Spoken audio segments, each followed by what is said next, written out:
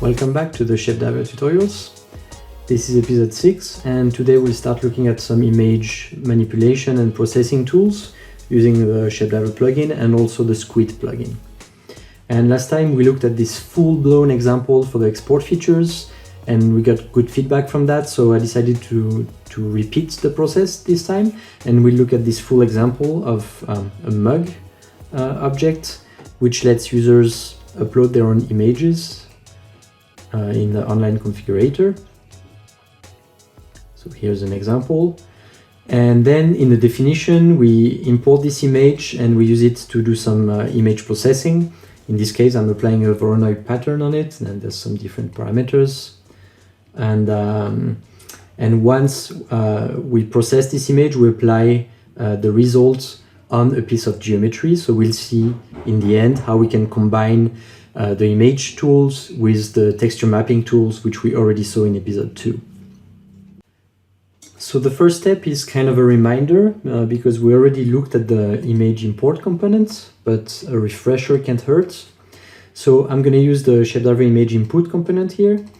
And this is the input that will let users upload their own images online. And I'm going to use a URL of an image that is copyright free that I found online, which is the puppy you just saw. And this image will be used as the default image before users click on upload and upload their own images. So here I'm just going to check that the importing process succeeded. So I think it did. But here I will use a bitmap component and connect it to a quick preview. And there we go. So this is the default image that we'll start working with, and we'll start processing this image using the Squid plugin.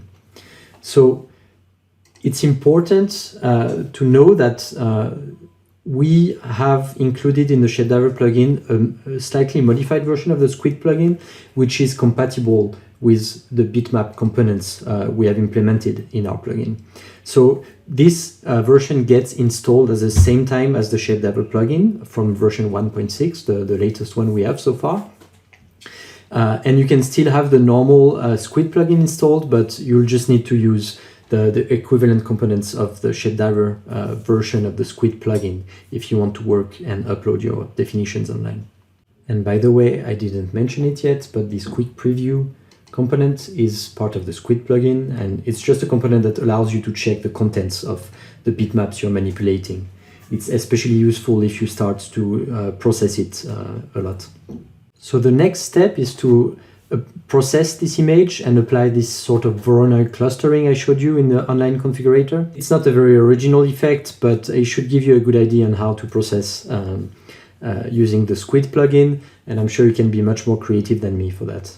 I'll start by creating a voronoi pattern that matches the size of the image I'm using. So it's a classic populate 2D that I'm using to create a voronoi pattern, and the rectangle, the input rectangle for the populate 2D will use the dimensions of the image, which are the outputs of the image input component.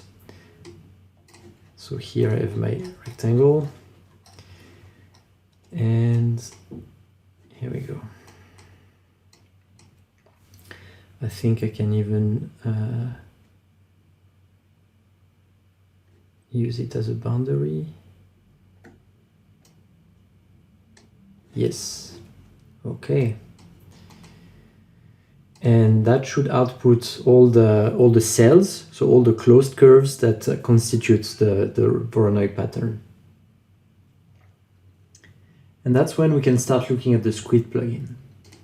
So what Squid does essentially is that you use this Squid component here to create a bitmap by sending it a list of instructions. First, you define a rectangle where you want to draw your bitmap. In this case, we use the same rectangle that defines the input image and the voronoi pattern. And then you send a series of instructions. It usually starts with a clear instruction, which creates a background for the image. By default, it's white, but you can also define another color. And then you can send several types of instructions. The most fundamental one is the draw instruction, which takes as input a curve and a style for the outline of this curve as it's going to be drawn, and how it's going to be filled in the case of closed curves. So for example, if I just define an outline, by default a black outline, and you can define an outline width, so the weight of the lines, and then I send those instructions, I'm going to be able to draw the voronoi pattern for the first time. And if I also send a color, so a fill solid with a color, so hot pink by default, here I'm going to fill all of the curves, because they're all closed curves, with a pink color. So in our case, in order to achieve the effect from the configurator, what I need is to fill each cell instead with this pink with a color that's been sampled from the initial image, which is where I'll introduce a tool from the ShapeDiver plugin, which is the ShapeDiver image sampler. If you know the standard Grasshopper image sampler, then you pretty much know what this does. And the only reason we developed our own version is that the Grasshopper image sampler has its own UI and works with local files that you have to select manually. And obviously you can't do that when you have files online on ShapeDiver. So here we have this version which instead works with this bitmap object that comes with the ShapeDiver plugin. So in this case, I'm giving it the image, and then I have to give it a series of coordinates, so 2D coordinates, which is the same as the regular sampler, and define if the domain is going to be 0, 1 times 0, 1, or if it corresponds to the pixel of the image, so 1 to width, 1 to height in both directions. So in our case, by default, I'm using this second version, which is exactly the coordinate system that my points of my populate 2D component are. So here, if I send the points that were used to create the voronoi pattern, I'm going to be able to sample the color of the center of each cell of the pattern. And if I send these colors to the fill instruction, then I have exactly what I wanted. In the case of the online model I showed you earlier, I don't have an outline. I just have the cells without borders between them, but that's just an aesthetical choice. Here I'm already going to define two parameters. The first one is the number of points used to generate the voronoi pattern, which at the same time is the resolution of my resulting image. And the second parameter I'll define is the random seed used to generate the pattern, so I can play a bit with how it looks.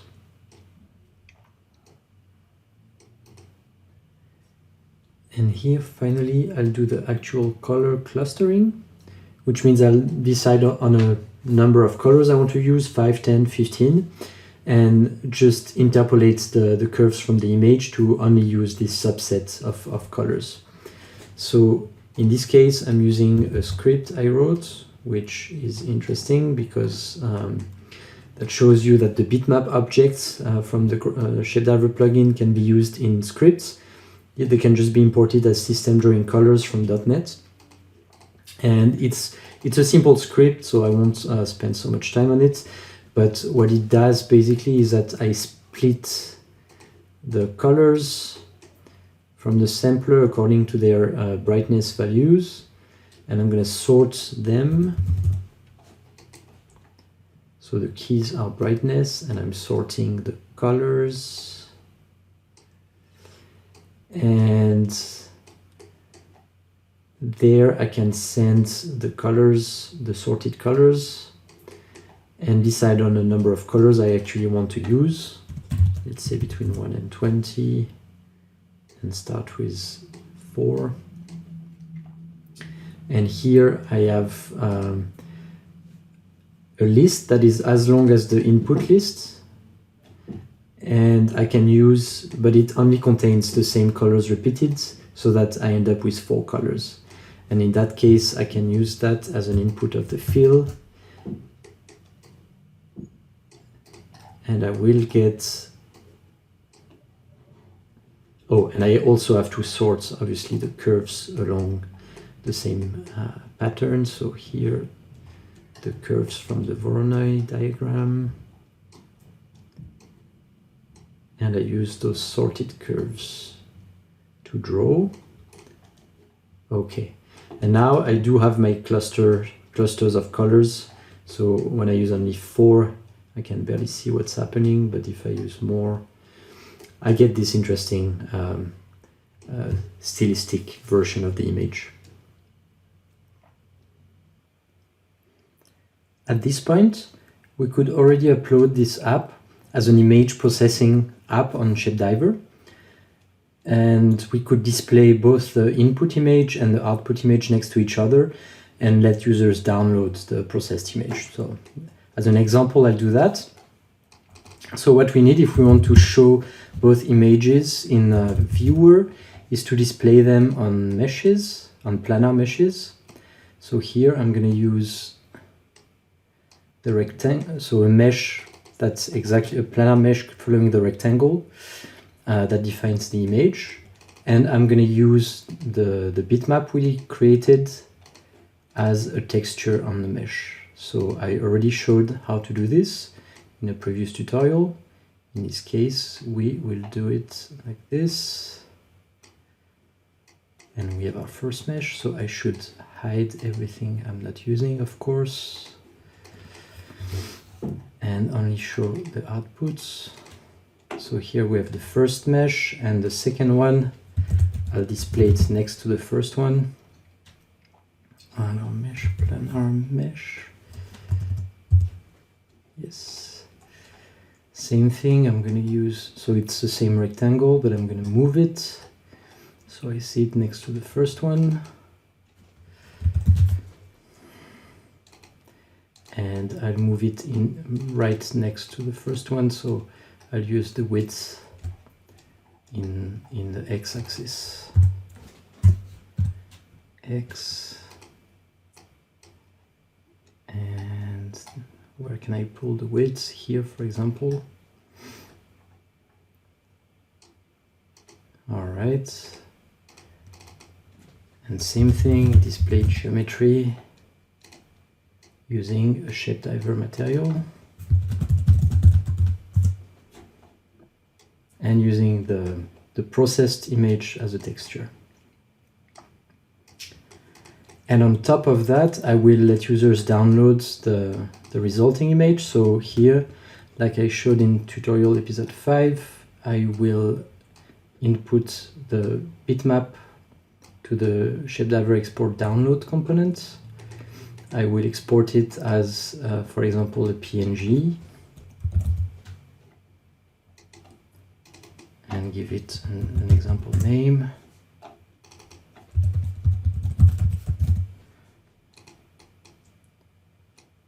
And I can upload this definition. And here is the uploaded app. By the way, a quick tip, if you're dealing with 2D applications, you can lock the view in top view and also disable zooming, for example, so that you have this fixed 2D view here, which is more convenient for 2D applications. And here we have our app. So here the default image I defined inside Grasshopper, but I have the image input component, which lets users upload their own image. Let's say we're gonna deal with a kitty instead of a puppy. And of course, all the parameters I defined in Grasshopper. So for example, I can increase the resolution of the processed image and decrease the number of colors to 3. And I can always export the resulting file directly from the online app. So now that we created the image that we want to apply to our object, we can start working on this mug that I showed at the beginning. So here I just found a quick model of a mug online, probably on Squid. And if I hide the rest of this, I can see the mug. And I did some work on it. So I separated essentially all the parts that are static from the outside part where I will map the texture image. So we'll be able to basically assign one material to all of these parts using one display geometry component. So I'll connect everything to this one here. And we'll use the first material for this. And we can make it look, you know, a bit shiny. So let's say we have a metalness and roughness sliders, but we keep it white.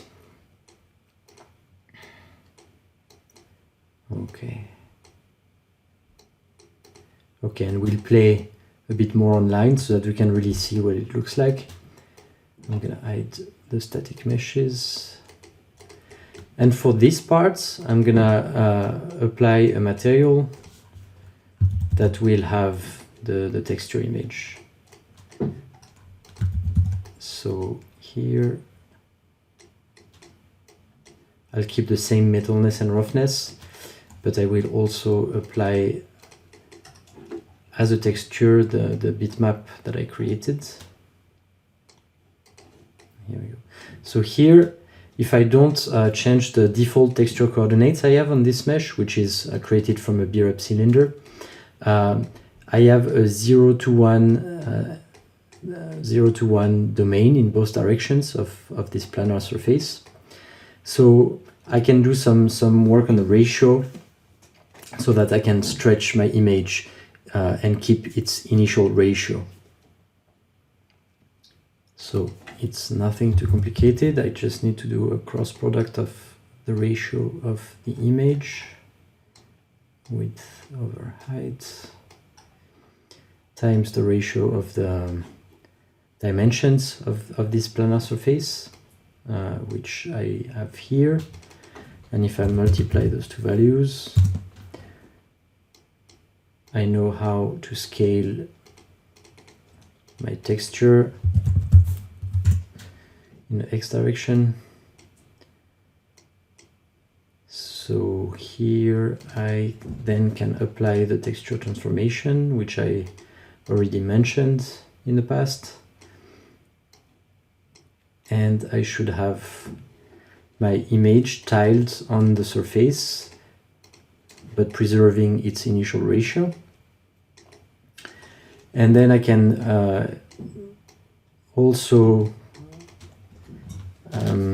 compose this transformation with other ones, compound this transformation. That's how it's called in Grasshopper.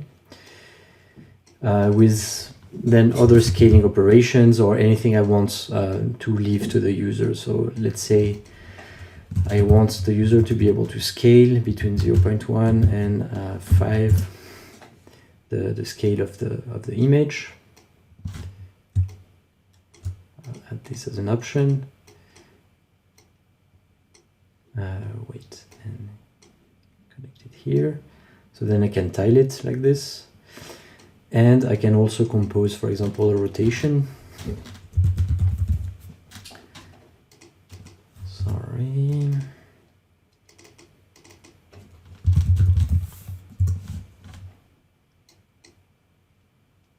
Yeah, with an angle between 0 and half of pi.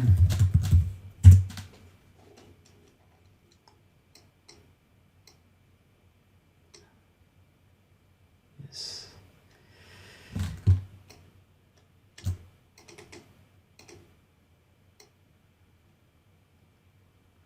And that way I can play with my input image.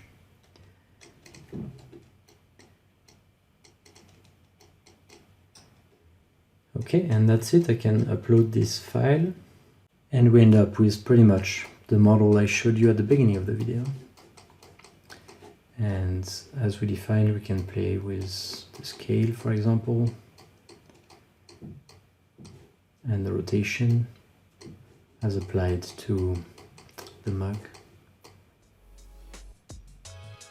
So that's it. Thanks for following this 6th tutorial already. And next time we'll continue looking at some image tools, in particular the image to mesh component from our plugin, and also how we can take advantage of the make 2D component to make drawings and other conversions from geometry to bitmaps. Thanks for listening. If you like those videos, you can click on like and share them on social media, and I'll see you next time.